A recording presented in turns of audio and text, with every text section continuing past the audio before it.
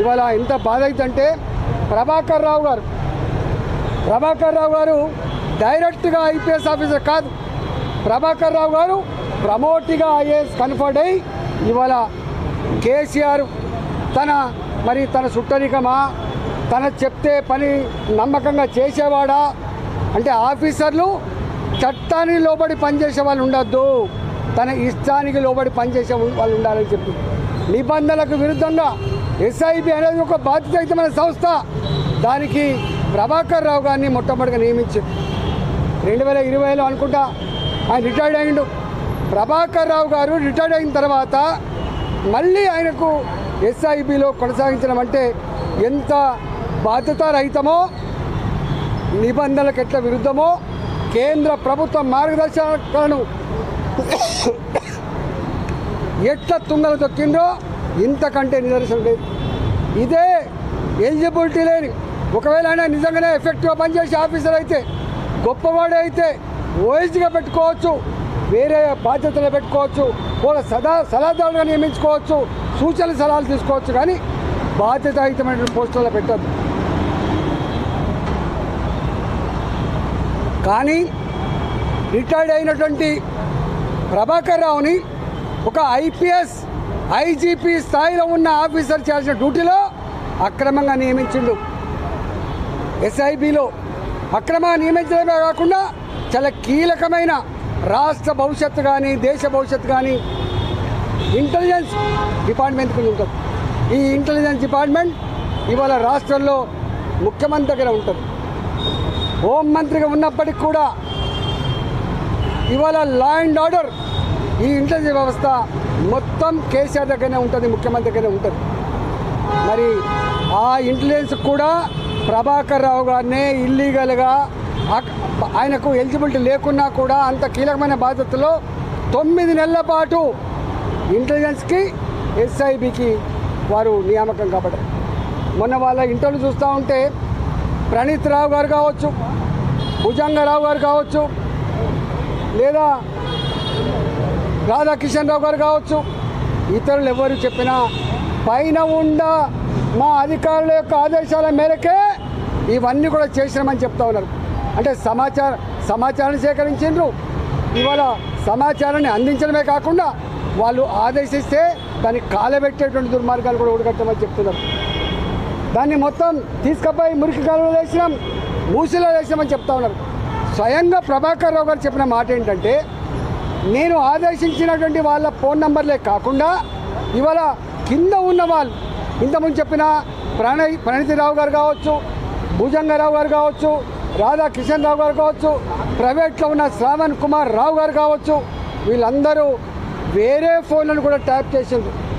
Business people ఒక phone నంబర్లు కావచ్చు, సినిమా రంగంలో ఉన్న వాళ్ళు కావచ్చు, ఇవాళ అనేక వాళ్ళ ఈ ఫోన్ ట్యాప్ చేసి బాధ అనిపించే sad part of the democracy.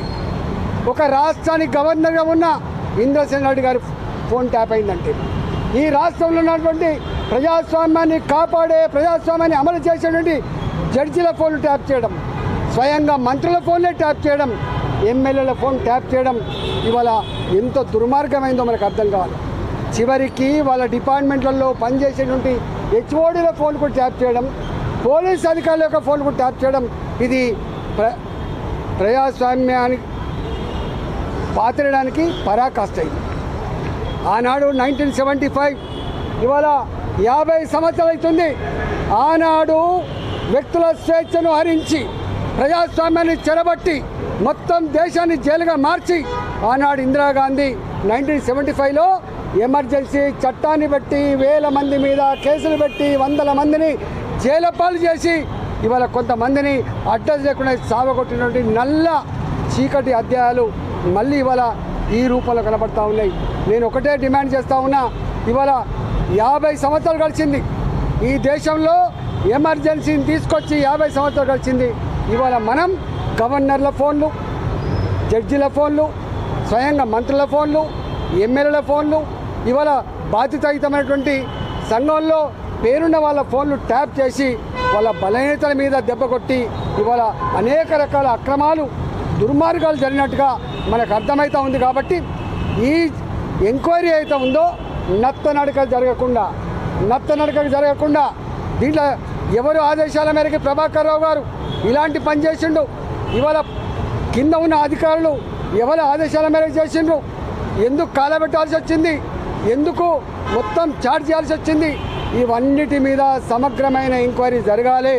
రేపు ప్రజాస్వామ్యం బతుకుండాలంటే, రాజ్యాంగం మీద ప్రజలకు విశ్వాసం కలగాలంటే, ఫండమెంటల్ రైట్స్ ఉండాలంటే తప్పకుండా ఇప్పుడు కనుక చర్య తీసుకుంటేనే ఈ దేశంలో ప్రజాస్వామ్యం వర్ధిల్లుతుంది. ఈ దేశ ప్రజాస్వామ్య వ్యవస్థ మీద ప్రజలకు ఒక విశ్వాసం ఉండేటువంటి ఆస్కారం ఉంటుంది తప్ప లేకపోతే లేదు. కాబట్టి వాళ్ళు ఎంతటి వారైనా తప్పకుండా దీని మీద విచారణ సమగ్రంగా చేయాల్సిందే, దోషులను ఐడెంటిఫై చేయాల్సిందే, చట్ట ప్రకారంగా శిక్షించవలసిందే, ప్రజాస్వామ్యాన్ని కాపాడవలసిందే, ప్రజలకు ఒక గొప్ప సందేశం పంపాల్సిన బాధ్యత ఉందని చెప్పి నేను డిమాండ్ చేస్తా ఉన్నా. లేకపోతే ఈ ప్రభుత్వం కూడా ఇవాళ వాళ్ళతో కొలుడైనట్టుగా భావించవలసి ఉంటుందని చెప్పి ఇవాల్టి ప్రభుత్వాన్ని కూడా నేను హెచ్చరిస్తా ఉన్నా.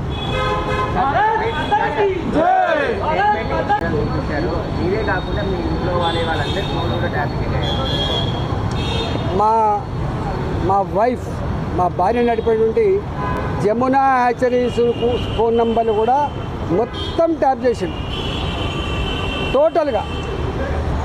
మా వాళ్ళు బిజినెస్లో ఏ మెసేజ్ అయితే పంపుకుంటారో, మేమేమైనా మెసేజ్ పంపుతామో అవన్నీ కూడా వాళ్ళ దగ్గర రికార్డు దొరికింది. మొత్తం ఆ చార్ట్ అంతా కూడా నాకు ఇచ్చింది.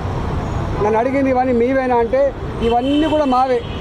ఇలా మా విక్రమ్ రెడ్డి గారు మా జిల్లా పార్టీ అధ్యక్షుడు, మా గిరివర్ధన్ రెడ్డి గారు మా పార్టీ నాయకులు, మా సతీష్ గారు మా పార్టీ నాయకులు, వేణుగోపాల్ రెడ్డి గారు మా పార్టీ నాయకులు, ఇవాళ మా సాయి గారు, అనేక మంది, కొన్ని వందల మంది. హుజరాబాద్లో 2021లో ప్రతి నిమిషం నిఘా పెట్టినట్టుగా ఇక్కడ రికార్డులు ఉన్నాయి. ఇవన్నీ కరెక్టేనా అని చెప్పి అడిగిండ్రు. ఇవన్నీ కూడా కరెక్టే అని చెప్పొచ్చినాం మేము.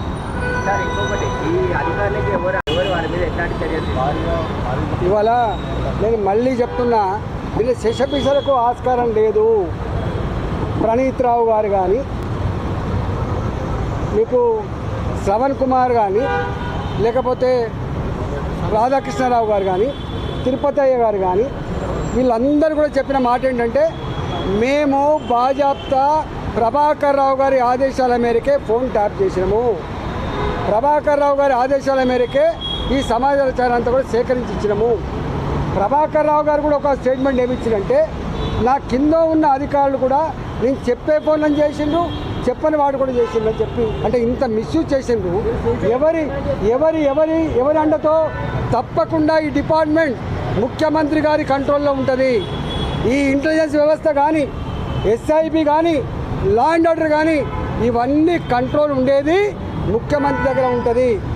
ఏ పీరియడ్లో ఇవి ట్యాప్ చేయబడ్డావో, ఏ పీరియడ్లో ఈ సమాచారం సేకరించబడ్డదో అప్పుడు ముఖ్యమంత్రి గారు ఎవరుంటారు? కేసీఆర్ గారే ఉంటారు. ఇవాళ ముఖ్యమంత్రి గారికి తెలవాలి.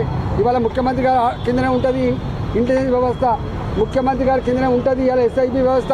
ఇవాళ ఈ ముఖ్యమంత్రి గారు చెప్పాలి. మంత్రిగా పనిచేశారు. ఆ సమయంలో ఫోన్ ట్యాపింగ్ సంబంధించి చర్చ కానీ, ఇట్లాంటి ప్రభాకర్ రావు మీట్ కావడం కానీ అట్లాంటివి జరిగినాయి ముఖ్యమంత్రి అసలు జనరల్గా ఇంటెలిజెన్స్ వ్యవస్థ కానీ, ఎస్ఐబి కానీ, ఈ రెండు చాలా కాన్ఫిడెన్షియల్గా పనిచేయాల్సిన డిపార్ట్మెంట్. ఇవాళ ఈ రూపంలో వాటి చరిత్ర ఇంత మలైన అవుతుందని, బయటకు వస్తుందని చెప్పి ఎవరు ఊహించలేదు. అంటే ఎంత బాధ అవుతుందంటే, భార్యాభర్తలు నేను నా భార్య ఇద్దరం మాట్లాడుకునే సంభాషణ కూడా వింటుందంటే ఎంత నీచానికి ఒడిగట్టిండ్రు వీళ్ళు, ఎంత నీచానికి ఒడిగట్టిండ్రు. ఇక ఇంతకంటే దుర్మార్గం ఏముంటుంది?